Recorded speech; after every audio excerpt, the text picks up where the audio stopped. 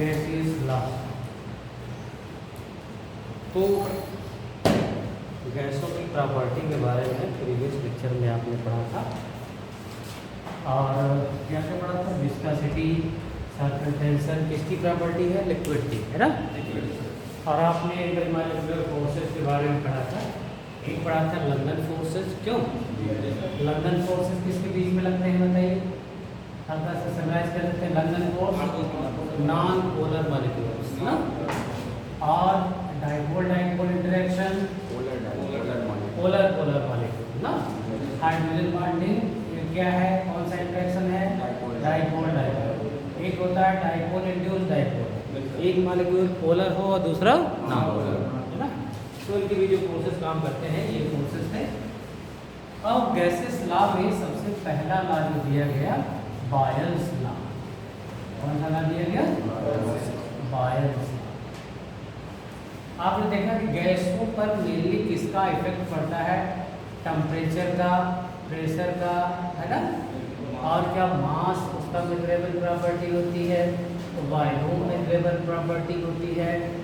इन्हीं प्रॉपर्टीज को लेकर के अलग अलग साइंटिस्ट द्वारा अलग अलग लॉ दिए गए, जिनमें से पहला लॉ था बॉयल्स लॉ, है ना।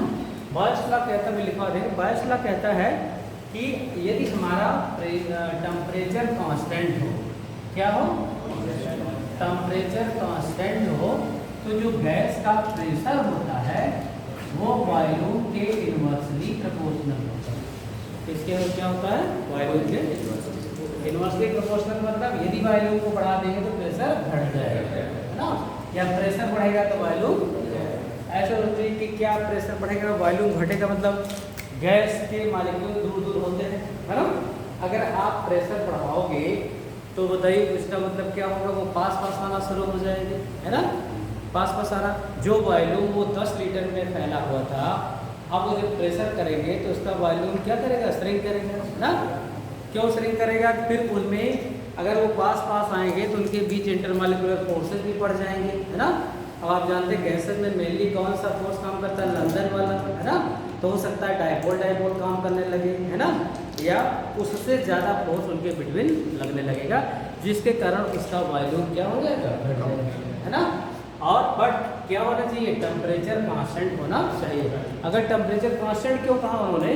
क्योंकि अगर टेम्परेचर बढ़ा देंगे गैस के अणुओं की गतिज ऊर्जा बढ़ जाएगी। गतिज ऊर्जा बढ़ेगी तो और तेज़ी से दूर दूर तक जाने लगेंगे, तो वॉल्यूम घटने की बजाय क्या हो जाएगा? है ना। इसलिए उन्होंने कहा यदि टेम्परेचर कांस्टेंट हो तो गैस का प्रेशर उसके वॉल्यूम के इन्वर्सली प्रोपोर्शनल, है ना। और इसी को यह जब ये हटता है P equal to constant K upon V और PV equal to mathematical form में क्या होता है? इस लॉ को ऐसे भी कह सकते हैं, at constant pressure multiplication of pressure and volume of any gas equal to constant. क्यों? यानी दाब और आयतन का गुणनफल एक नियतांक होता है, ऐसे भी पायल के नियम को बोल सकते हैं, है ना। अब इसके ग्राफ कभी कभी आते हैं कि कैसे ये ग्राफ कौन कौन सा शो करता है ना। आप पहले डेफिनेशन लिख लीजिए। According to Boyle's law, according to Boyle's law,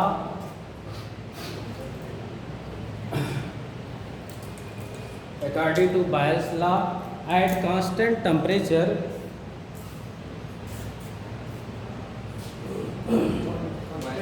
Boyle's law at constant temperature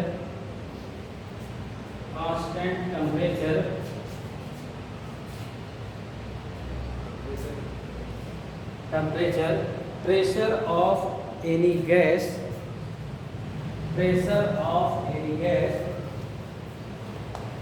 are inversely proportional to pressure of any gas are inversely proportional to its volume. Pressure of any gas is inversely proportional to its volume. Mathematical form of mathematical forms of Boyle's law written as follows.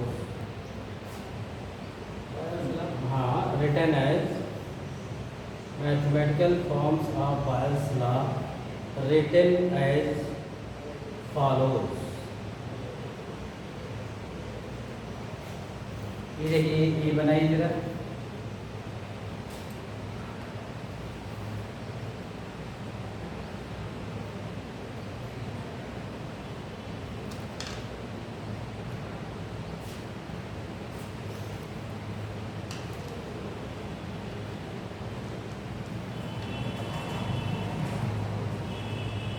written as follows।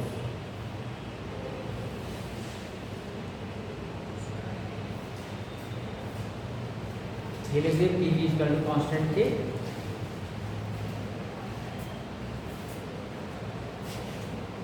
We can also say that, हाँ इसके according करें, we can also say that the multiplication product of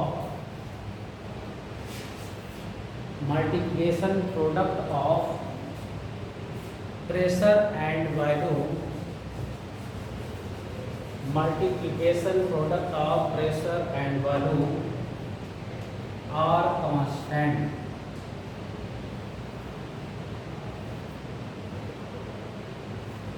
are constant।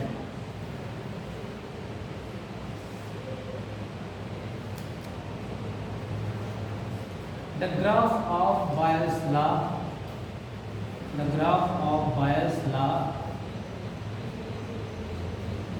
shows as follows। Shows, yes, yes, OWS, shows as follows।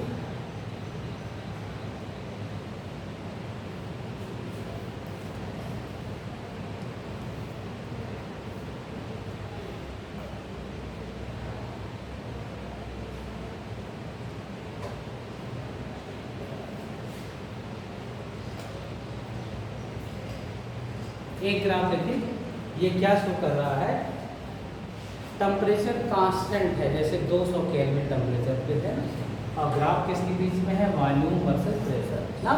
तो क्या ऊपर क्या है, pressure बढ़ रहा है ना। प्रेशर की कई यूनिटें होती हैं, टॉर में भी होता है, एटमॉस्फेयर में भी होता है। मेनली जो आप यूज करेंगे एटमॉस्फेरिक प्रेशर यूज करेंगे है ना।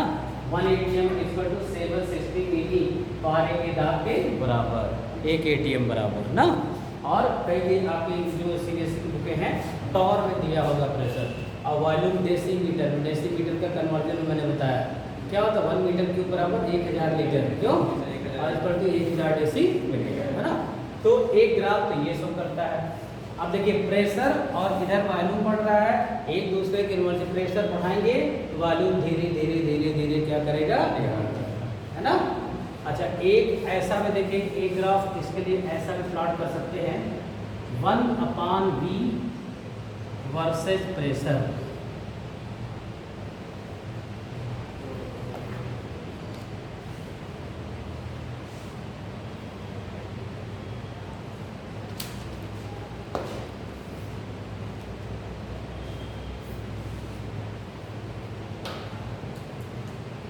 बताइए ये क्या शो कर रहा है, बताइए इस ग्राफ पे क्या शो कर रहा है कि यहाँ पे पूरा 1/V वैल्यू है, देख रहे हैं ना, 1/V directly proportional to P है ना।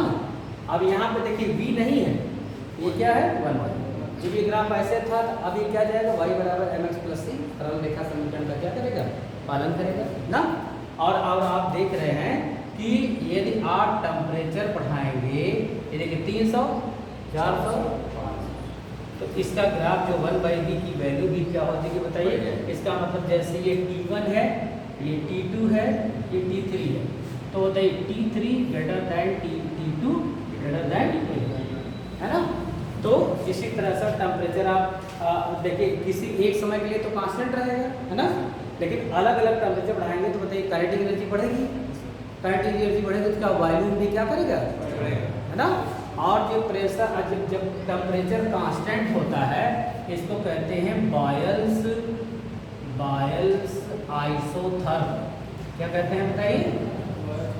ये जो ग्राफ प्लॉट हुआ है ये टेम्परेचर कांस्टेंट करके प्लॉट किया गया है ना। तो जब टेम्परेचर कांस्टेंट होता है तो उस ग्राफ को कहते हैं आइसोथर्म। क्या कहा जाता है? आइसोथर्म। और जब प्रेशर कांस्टेंट होता है तो उसको कहते हैं आइसोबार। क्या कहते हैं इसको? जब ऑस्मोटिक प्रेशर होता है तो आइसोटॉनिक। अभी आप ऑस्मोटिक प्रेशर जब सोल्यूशन पढ़ाएंगे तो हाइपरटॉनिक, हाइपोटॉनिक, है ना, कई टाइप के सोल्यूशन में आप वहाँ बात करेंगे। यहाँ गैसेस के टर्म में डिफरेंट टेम्परेचर आप देखिए बढ़ा दिया, ये भी क्या हो रहा है बताइए? बढ़ रहा है, वॉल्यूम बढ़ता जा रहा है ना। अब 1/v में जस्ट इसका उल्टा हो जाएगा, है ना। ये दोनों ग्राफ अगर कहते हैं कि अगर ऑब्जेक्टिव आ जाए, ये दोनों ग्राफ क्या कौन से लॉ को शो कर रहे हैं? बायस लॉ को शो कर रहे हैं ना। और अब ये देखिए इसके बाद अब रिलेशनशिप दो गैसों में लिया जाता है। मान लीजिए एक गैस की तुलना में दूसरी, यदि हमने प्रेशर को, पहली गैस का प्रेशर P1 है और टेम्परेचर T1 है, और दूसरी गैस को प्रेशर बढ़ा के P2 कर दिया और टेम्परेचर क्या कर दिया? T2 कर दिया, है ना। तो वॉल्यूम V1 से बढ़ा के क्या कर दिया? V2, क्योंकि दोनों का मल्टीपल प्रोडक्ट कांस्टेंट है ना, इसलिए P1 V1 = P2। ये बायस लॉ का लॉन्ग एक्सटेंशन फॉर्म होता है। पहले ये ग्राफ बना लीजिए आप।